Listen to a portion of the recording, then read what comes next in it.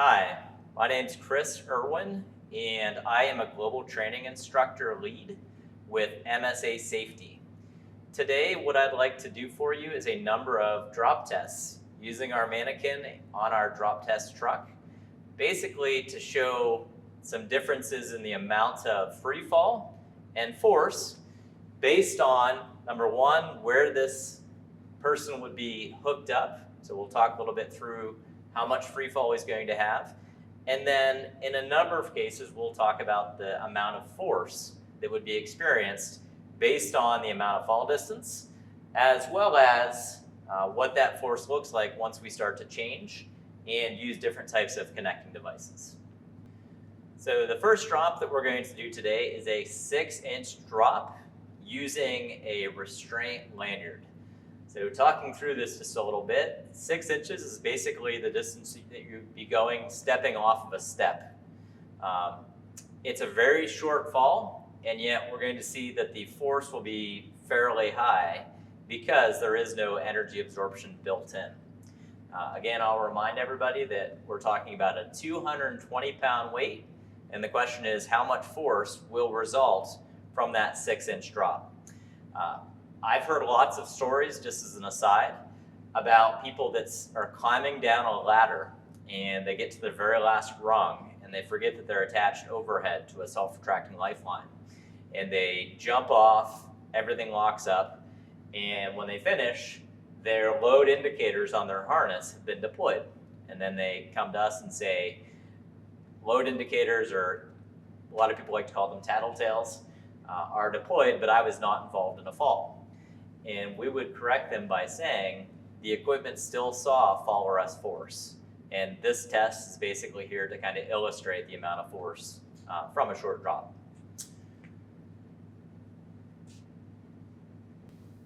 On 3, 1, 2, 3.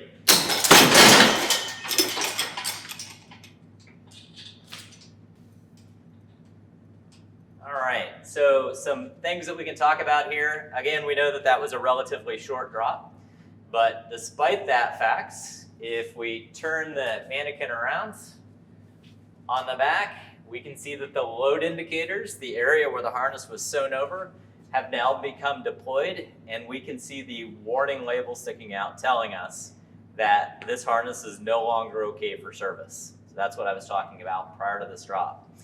From a force standpoint, I always like to quiz my students and ask, how much force would that be? 220 pounds going roughly 6 inches. We're talking somewhere around 1,500 pounds. So significantly greater than your body weight multiplied times 2 or 3, whatever that might be. The farther that mass falls, the more that force will start to skyrocket, and that's a pretty good example of what that looks like. So here's a look at the harness that we took off after that first drop. So I was talking about those load indicators that had deployed prior to the fall. It looked something like this, where the webbing was sewn over on itself, and then in the fall, we can actually see the stitching that's left over. The stitch broke, exposing 2 of these tags that say warning, remove harness from use if visible. This is our indication that this harness has seen fall forces and needs to be taken out of service. All right, on our second drop here, we're going to take the same 220-pound mannequin, the same restraint lanyard, but instead of just going 6 inches, we're now going to go 6 feet. This is probably the more common scenario that we would see out in the field using equipment, at least in regards to amount of free fall. What we're looking at is basically if that worker has a 6-foot lanyard and the D-ring on their harness on the back is the same location as their anchorage point, if they were to fall, that'll result in about a 6-foot free fall. So you guys will get a chance to kind of see what that looks like. But really the whole point of this drop is just to see how violent this drop is, not having the energy absorber. So once again, 6-foot drop, 220-pound mannequin, restraint lanyard. Let's take a look. All right, 3, 2, 1.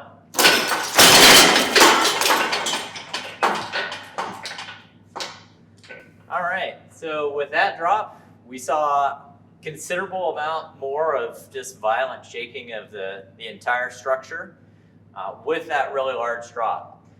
I'd ask that same question to my students. We saw approximately 1,500 pounds with that 6-inch drop. So doing that same thing, now 6 feet, how much force do we think we would see? Some of it does depend on the connecting device, whether it's a rope lanyard, which they're not used too much these days, a web lanyard, which we had here, or even a steel cable. I can tell you from testing that I've seen in the past, we're looking at probably somewhere around 4,000 pounds of force, so literally 2 tons. There are studies that indicate that somewhere around 2,700 pounds can be fatal. So that very likely would result in serious injury or death. So not an example of something we'd like to repeat in real life. All right, so for our third drop, we are going to move away from doing the drop with the restraint lanyard that we did the first 2, and instead we're going to use a proper fall arrest energy absorbing lanyard. The main thing that's changing is not necessarily the length of the lanyard, it's this energy absorber that's built in. All right, so we're going to have one of these this time around. So some of the things stay the same. It's still a 6-foot lanyard from end to end, and it's still going to be a 6-foot free fall. So really the mannequin's going at least in free fall, it's going the same distance that it did before. The big difference here is there is an energy absorber, so once it gets to the end of the line, there will be some payouts as the energy absorber takes that force away and distributes it into the body harness. One other thing that we can do with this drop is we can look at this from a fall clearance standpoint. So at this point in a typical class, we would have talked about really the 3 steps of figuring out fall clearance for an energy absorbing lanyard. So why don't we run through those really quickly here before we do anything else. The first thing I'd like to take a look at is how far is it from the anchorage point. So the bottom of the anchorage point, which is basically the rings at the very top of the drop structure, how far is that down to the closest obstacle that we could hit, which in this case will be the ground. We did the measurements, that'll be about 14 feet. So step 1 is figure out how much available fall clearance do we have. Step 2 is figure out how much room does the system for fall arrest actually require. So we have a 6-foot lanyard. We know that the energy absorber will deploy 4 feet. In our case, our worker is very short. A normal worker would be about 6 feet tall, that's what we typically say. In this case, we'll say 3 feet for our mannequin. And we aren't going to add any safety margin today. Normally, we would add 3 extra feet. So normally, we say an energy absorbing lanyard is going to require about 19 feet of fall clearance. And today, for our setup, we're going to say our system total requires approximately 13 feet. We have 14 feet available. That means the mannequin should stop before hitting the ground. It should be relatively close. So we'll take a look at it and see how everything works out. And I also want you guys to pay attention to how much smoother this is going to be than the last drop. On 3, 1, 2, 3.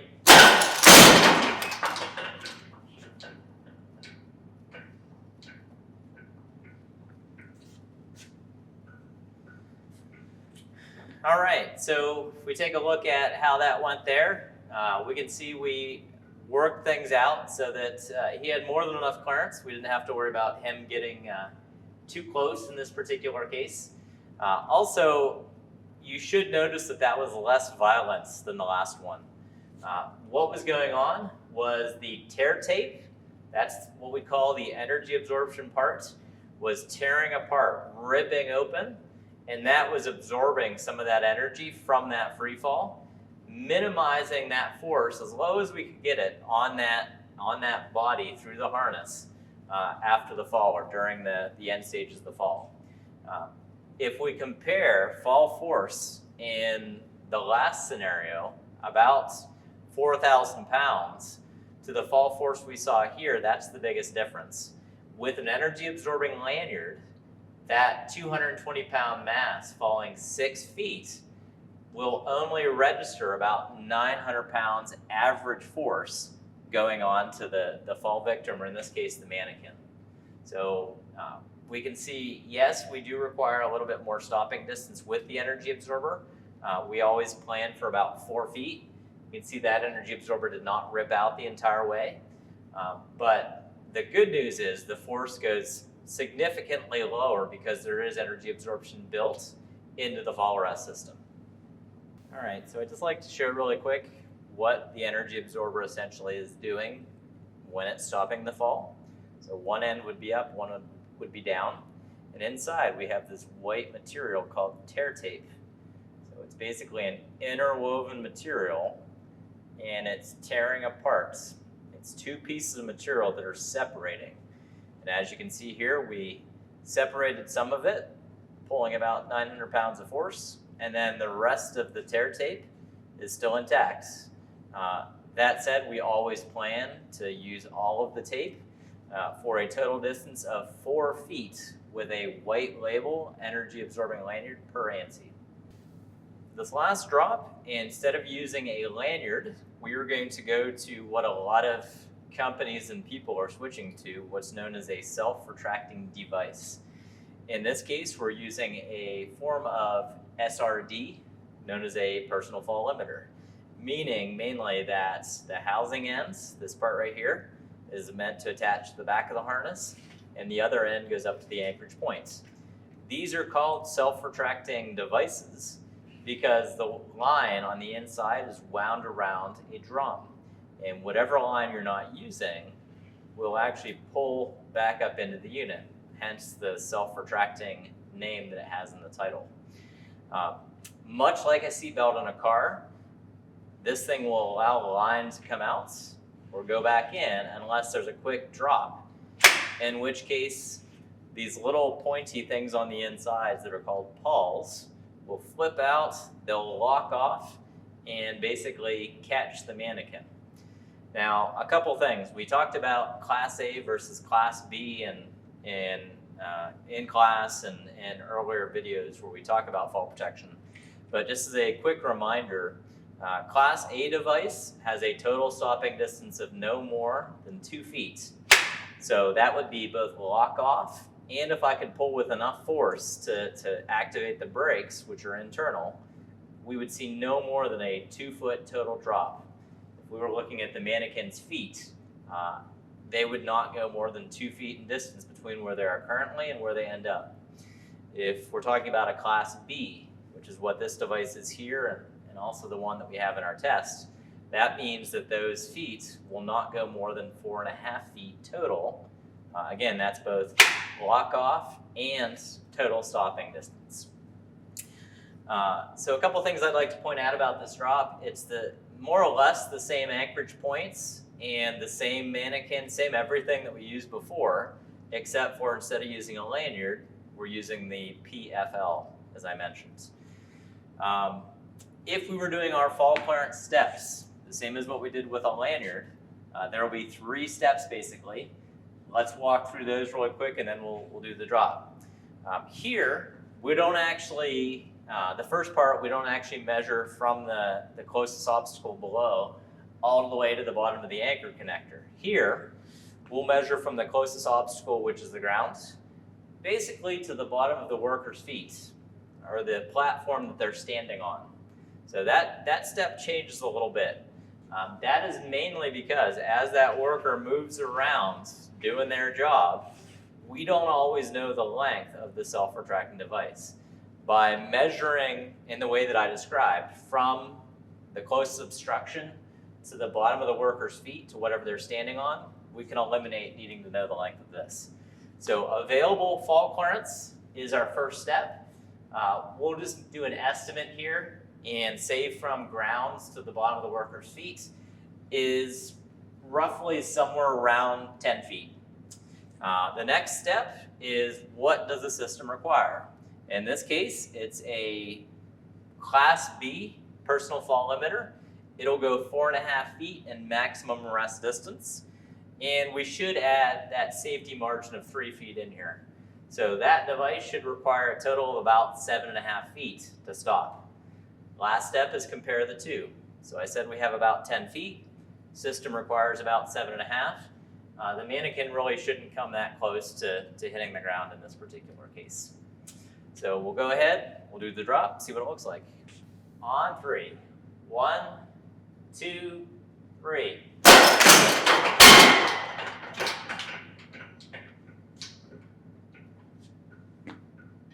So another successful drop. We can see that we've got more than enough clearance for the mannequin, not coming anywhere even close.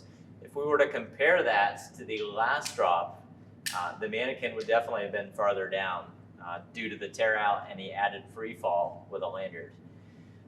The other thing that we often talk about, definitely a little bit less of a violent fall than some of the ones we've seen in the past, mainly because that stops the fall so quickly. And the last thing would just be fall force. It is kind of a misconception that because we stop the fall so fast, there would be very little force. These devices still operate at right around 900 pounds average. So it's very much, pretty much the same force as what we saw with the energy absorbing lanyard previously. All right, so I'd like to thank you for your time today and watching these drops, hopefully seeing visually how this equipment works and reacts in different scenarios maybe gives you a little bit better idea of such things as fall forces and free fall, and basically just reaction time of the different styles of connecting device that we could have. In summary, we saw the extreme amount of force that we can have if there is no energy absorber in the system, as we saw being the case when I did the drops using a restraint lanyard, both the 6-inch drop and the 6-foot drop. Really, one of our major lessons here is we need to make sure we have an energy absorber in any fall arrest situation. So in the case of the lanyard, there was an energy absorber built into the ends.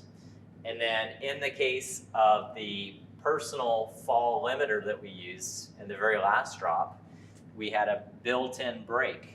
So there is energy absorption that takes that really high 4,000 pound force that we saw in drop number 2 and brings it all the way down to 900 pounds. So it's critical that anybody working at heights has either an energy absorbing lanyard or a personal fall limiter. And really what the last drop illustrated for us is the fact that with a self-retracting device, whether it be a large device or a small PFL like we used right here, it really helps us out on fall clearance. With the energy absorbing lanyard, it is going to go a little bit further. That's a little bit of an older technology, we'll say.